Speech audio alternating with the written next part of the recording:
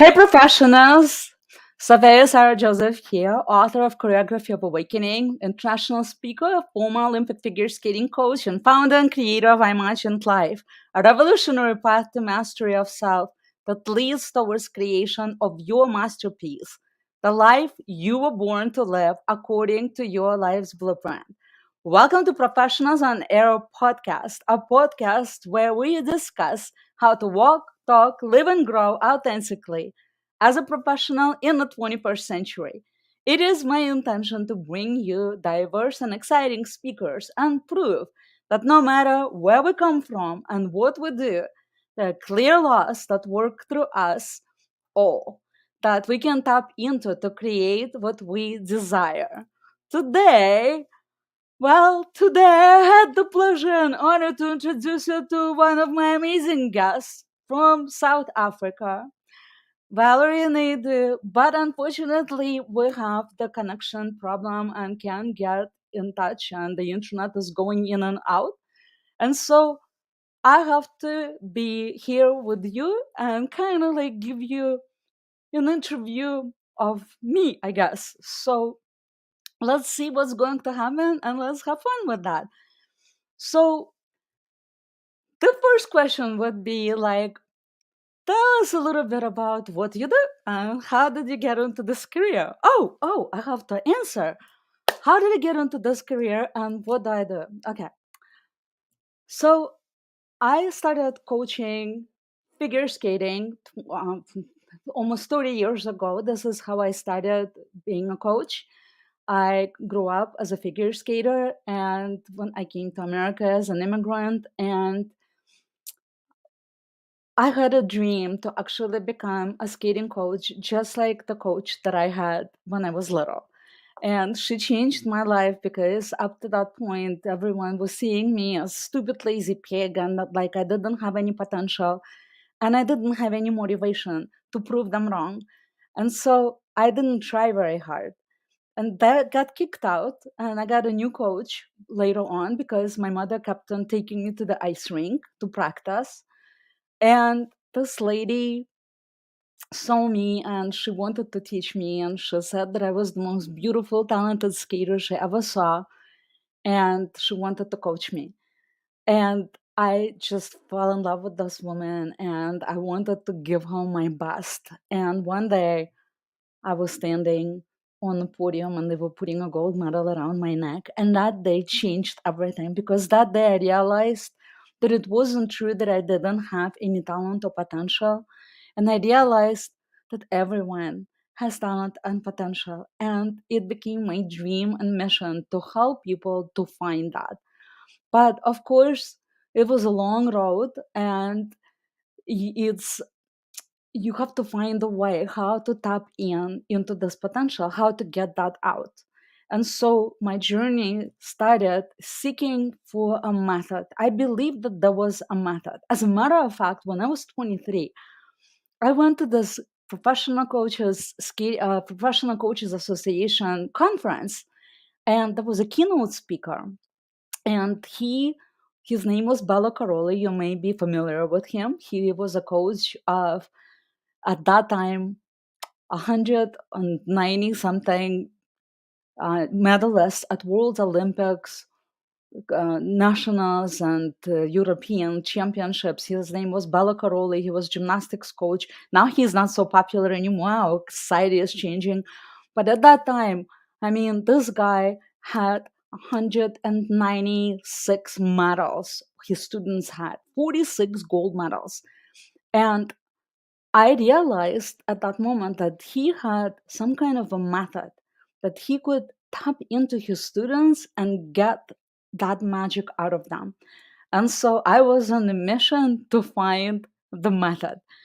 And I did that in skating. And later on, my student actually got second at the Olympics and she didn't perform her best. That's why she got second. And I tell people how she didn't lose, she didn't win the silver medal. She lost the gold medal. And people go like, what? Like a failure and a silver medal? But here's the thing. you can win the silver medal when you perform your best. But she didn't. She fell down. And that really pushed me to go and seek for something else, because up to that moment I was looking for some tools to help my athletes physically. So we're working on different techniques and stuff. We were working on choreography, we were working on stretching, conditioning, and all of that. But my student didn't lose the gold medal because she had deficiencies in that area. She lost the gold medal because she didn't she couldn't cope with pressure. And it was very hard to be an Olympic um, contender, not even Olympic contender. I mean, she was going for gold medal. She was the favorite, and it was really difficult for her to deal with. And so that's after that competition, I saw it. I experienced that. I lived through that. I lived through seeing those person working her ass off every day, right? 6, 7 days a week, and she's done this for 15 years, and then in like split of a second her Olympic dream was over. And I had a little army of little goals that were growing up to be that level of competitors, and it was my responsibility to find a way for them to have better tools that they didn't have that kind of experience. And so I went back to school. I started studying psychology and got my master's degree in spiritual psychology. And eventually that led me to the method. And I imagined life is what the method is. And so one day I had this experience that I watched this skater that I really loved, and he was a big role model for me. And I got lucky that I got a video of him when he was a little kid, when he was 9 years old. And up until before that video, I would show this video, the video of him competing at the Olympics. I would show that video to my students and I would say, hey, you can be just like that. And I was trying to motivate my students to try harder. But my students, they couldn't relate to that. So they were like, he's like an Olympic champion. He's 25 and I'm a little kid. Like, I'm never going to be that good. But I received a gift. I received a video of this little boy when he was 9 years old. And that video changed everything. That video was really kind of like a catalyst for my imagined life.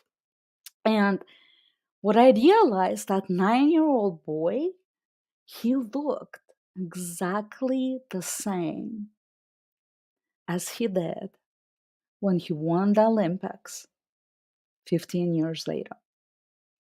Can you believe that? So now, instead of showing my students a video of him competing at the Olympics, I could show a 9-year-old boy to my students and say, hey, look, this little kid, he's just like you. Actually, you may be even better than him, because this kid, this 9-year-old boy, actually wasn't even that good. I mean, he was great, yes, but there are tons of talented athletes, and most of them don't make it. So, how do you know that this 9-year-old boy is the one who is going to be an Olympic champion? The way this boy skated around, the way he presented himself, the way his demeanor, his presence, just the way he showed up, he was an Olympic champion when he was 9 years old. And watching that video, I realized that one doesn't become an Olympic champion, one gets to be recognized as one. You see, this kid, he actually never called himself Olympic champion. He said, I am the king of ice. And every day he woke up as the king of ice. He walked and talked as the king of ice. And here we are, speaking of professionalism. What does professionalism mean to you? And here is this 9-year-old kid, king of ice. And every day he wakes up and he is king of ice. He eats like king of ice. He poops and pees as king of ice. He does everything as the king of ice. And guess what? 15 years later, he enters the ring and everyone sees him and they're like, wow, you're the king of ice. he is your gold medal.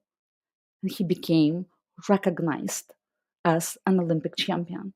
And a lot of the times we kind of like don't associate ourselves with that vision of the future of stepping in and embodying that quality, embodying our higher self in today.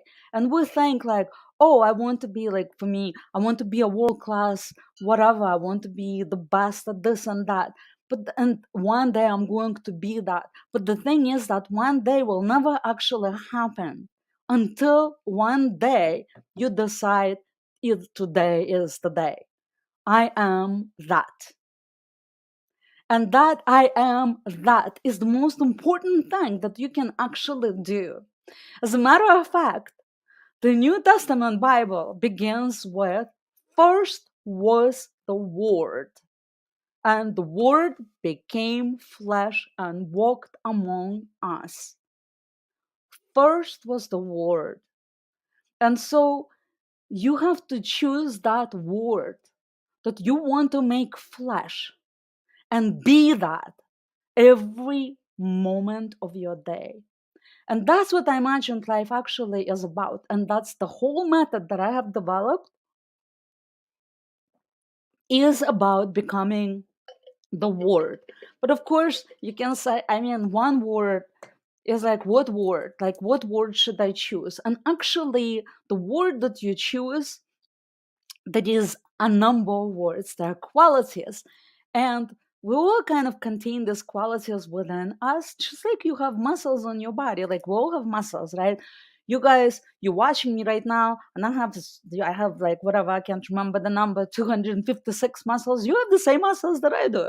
We all have the same muscles. And the person who is 400 pounds and the person who is 145-pound athlete has the same exact muscles. We guys have exactly the same bodies with the same muscles.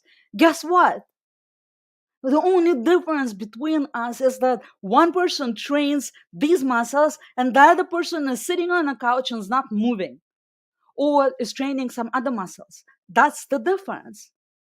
And so these qualities that we contain within us, they're just like muscles. So if I go to the gym and I work out my bicep, well, I have this beautiful bicep. But if I don't work on my butt, then I want to cover that because it's not developed and looks ugly, and I don't want anyone to see that. So I want to cover that. And that's where my insecurity and my lack of confidence resides, in a place that I haven't taken to a higher level. And so the key here is to identify what is that quality that you have sitting somewhere in the closet that you haven't worked on that makes you actually insecure, having self-doubts, having those lack of trust, lack of connection, lack of um, trust, cooperation, whatever you name it, is not at the level where you want it to be, and it's actually going to bite you every single time, because a lot of times people think, I need to work on my strengths more. I need to showcase my strengths. But the truth is, my student at the Olympics, she didn't lose the competition on her strengths. She lost that competition on her weakness. And you are as strong as your weakest link. And so when we find that weakest link within ourselves, and we take that to a higher level, just a little bit, 1%. You just working it just 1% higher. Because guess what? Here's the thing. Right now, in this moment, there is two of me, and I'm in my environment. And what does that mean? That means that there is one part of me that you can see, it's visible to you. Okay, and we're gonna call that's my expressed self. And then there is a part of me that you cannot see. Well, you maybe can feel that because it's my energy. Okay, that's my inner self, my core self. So that's like two parts. And I am in my environment. And so, just like me here, you also have your core self, the part that you cannot see, and the express self, which shows up. And so, our core self is the part that we want to take up to that next level, to a little bit higher. Now, core self is actually our higher self. It's already better than what we show up in. And so if we tap into that core self, which is a slightly higher level, then we can begin bringing it out from within us out, kind of like imagine lava. Okay, imagine a mountain, and within the mountain, the living substance of the mountain is lava. And when that lava comes out, it becomes the mountain. And so that energy, that higher self within you, it's like the lava in the mountain. And when you begin tapping into it and embodying it, it comes out and begins expressing itself through you. And if you take that a notch higher, just 1%, how can you do that? Let's imagine we'll take success quality. I am success I want. So if you are here with me right now, I want you to actually put your hands on your heart and just say, I am success I want, and sit with that and visualize what do you want. Visualize that. It's actually a matter of let's actually try and just say it. I want more success. Just say I want more success and visualize having more success. What is it that you want? And once you see that, that's a little gap between where you are right now and what you want. And I want you to step into that gap and own that and say, I am success I want, and then add your name at the end. So, for example, I would say, I want success, and my name is Sophia. And then you reverse that into, I am success I want, and my name is Sophia. And I want you to see the shift that happens in that. And when you do that, the way we do that actually with Imagined Life is this quality that I just said, it's a coaster. So I have a coaster. I'm not on success right now. I'm actually on acceptance. So I have a coaster with acceptance, and my water bottle is sitting on top of it. So here's I'm on acceptance. I imagine how beautiful is that? My interview, my interview is here right now, speaking with you, presenting for you, like boom, on the spot. I had to go and do that, right? Stepping in onto the acceptance and going like, okay, my speaker today is not available because of the internet connection. She's having an issue, but I am here and I am on, and I can fire and accept the situation and make the best out of it. Actually, last week we were speaking about acceptance. If you watched last week's interview, it was all about acceptance. And here it comes again. Woo! I'm acceptance I yearn for. And so if you take that quality of success in that same way and just write it on a piece of paper, or actually I posted in the comments below, I'll post the link where you can download Success I Imagine for yourself. And it is also, it comes with the video where you can watch the meditation. I'm not going to do that meditation with you right now, but there is a meditation how you embody that better. And you can download the Success I Imagine, cut it out, put your water bottle on it, sit with this, visualize what you want, just see that I want success. What does that look like? What do I want? And then ask yourself, what do you see instead of it? What can I do about it? And then sit with that and see yourself stepping in into being it. Just like that story I told you about the little boy who was a king of ice when he was 9 years old. But every day he was waking up, I am the king of ice. You wake up every day, I am success I want. This is who I am. I'm the queen of success. I am a king of success. What do you do as queen and king of success every day? What do you do? Some time ago, I decided that I was going to become a world class speaker, and so that meant for me. I sat with that, and I know my story. I know the story of this guy that you get to be recognized as an Olympic champion. You don't become one.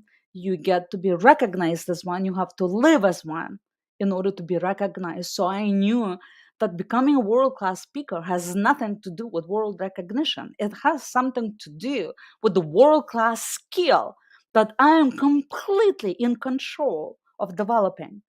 And what does it take to develop world class speaking skills? You practice your voice, you practice your language, you write your stories, you hone your art. That's what you do. What does not a world class speaker do? They do other things. They browse Facebook, they watch TV, they whatever, there's other things. It's different lifestyle. When you live as a professional, when you live as a champion, it's a different lifestyle. So it's not easy to live that way unless you change your identity into this is who I am. And this is why this method is so powerful, because you shift your identity from the expressed self to the core self, and you become the quality that you want to embody and bring more forward in your life. And we do actually a blueprint where we identify exactly which qualities you need to focus on today. So that is on my website. There is a link to that. I can post a link if you want to schedule a session with me and do your blueprint. I would love to take you through that. But the first thing, just download that Success I Imagine that I'm going to give you and follow the meditation, do what it says to do there, and see how you begin transforming your mindset, transforming your consciousness, transforming your identity into that higher level. So here is what I kind of shared with you what professionalism means to me. That's what it means to me. Professional, you become it. This is who you are. And there's an idea in that as a sports coach in the past, for me, professional is versus amateur. One is doing it for fun, for the other one is a lifestyle. Professional is not something that you do. It's something who you are. You have to live it, breathe it, walk, talk. I mean, it's everything of who you are. And what is your biggest strength as a professional? That is my biggest strength. My biggest strength is my practice, truly. And my identity is like I do not have a different kind of identity that's pulling me in different directions. Because when we begin wearing different hats, it starts pulling us in different directions, and your focus becomes scattered, and you cannot achieve what you want to achieve. So for me, everything goes into one place. It really does. My entertainment is reading books that will support my work. Watch If I'm watching the movie, again, the movie is to inspire me to do my work even better. If I'm going on vacation, it's around the work that I'm doing. My relationship with my husband is around the subject. So it's all coming into one place. And if you were in my room right now, right above me, I have a quote and it says, "My life is my message." So it's about living that. And when you start getting yourself into that singular focus, you start seeing how you begin rising and and the life begins changing hugely. But again, you start seeing 1% at a time, because I wasn't always doing that. It took time to come to this point. So I know it's like that place where you start seeing, oh, like that Tony Robbins, he is so amazing on the stage. I will never get there. But he started somewhere. And this is why my other favorite quote is, the best time to plant a tree was 20 years ago. The second best time is now. And now is the time. Download that imagined, success imagined, and just start a teeny bit. Then you can start seeing washing the dishes is success. It's not like, oh, those things are not important, because everything starts adding on to that. And so I'm going to post links for you guys so you can experience success I imagined as I promised to you. If you want a different quality, you can actually ask me. You can say, Sophia, can I have courage, for example? Maybe courage is holding you back. So you want to go like, I want to fight those fears. I'm tired of it. I want to step up higher. I need more courage. Can I have more courage? Sure, I'll send that to you. Or maybe passion. Maybe you lost some passion and you need some fire under your butt. Ask me for that. I'll send you some passion. Or perhaps it's about trust. Sometimes those doubts are just killing us, and you just start going like, I'm not sure what to do, and the doubt is getting in the way, and it's really preventing you from making good decisions. So you see, success is not just this one dimensional thing. It has different facets to it. And maybe it's one of those facets that you need more. All right, guys. Thank you so much for being here with me. And I love that you were patient. And thank you for giving the attention and love. And I hope you post some comments below. And again, I want to thank you for being here. And thank you so much for tuning in to our show, the Professionals on Air podcast, our podcast where we discuss how to walk, talk, live, and grow authentically as a professional in the 21st century. And by the way, if you want to be a featured guest, please send me a direct message. And I'll send you the links again below. And next week, I will introduce you to Gloria Riley, a creator of Imagine, Believe, and Prosper. And you definitely don't want to miss that. All right, guys, send me your questions for the next show. I love you, and I'll see you